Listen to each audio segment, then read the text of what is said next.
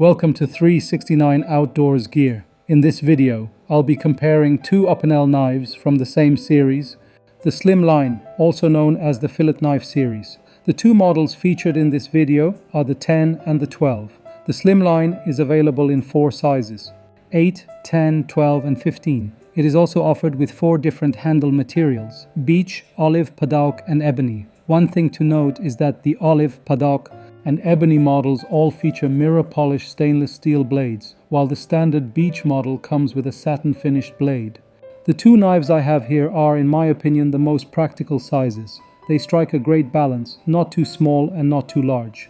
The number 12 features a paddock wood handle, while the number 10 comes with an olive wood handle. Now, I've noticed several differences between what I would call the two larger models and the two smaller models in the Slimline series. Starting with the handles, the number 12 has a more pronounced curve and tapers down to a slimmer butt, giving it a more elegant and refined shape. By comparison, the number 10 has a thicker handle towards the end and a straighter overall profile. Another difference is how the blade sits in the handle when folded. On the 12, the blade sits slightly higher, so more of the blade is visible. On the 10, the blade sits deeper inside the handle, leaving less of the blade exposed. Now let's open both knives. The first thing you'll notice is the blade tip. The 12 has a very sharp, pointed tip, while the 10 has a noticeably blunter tip.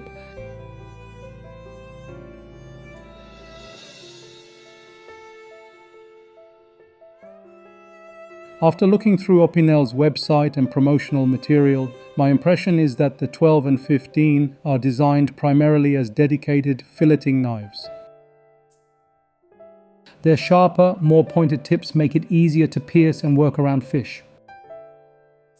In contrast, the 8 and 10 appear to be intended as more versatile table or dining knives, suitable for cutting seafood and meat, where a less aggressive tip is more practical.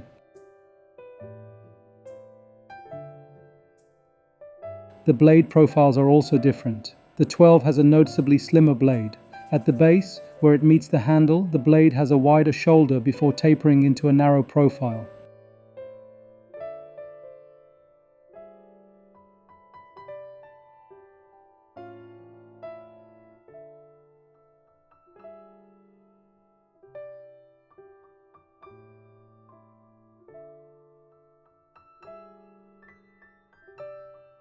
The 10, on the other hand, has a broader blade that maintains much of its width from the base toward the tip, giving it a sturdier appearance. Now let me show you just how sharp and how well this knife slices, especially the 10. For this demonstration, I'm using a tiny tomato.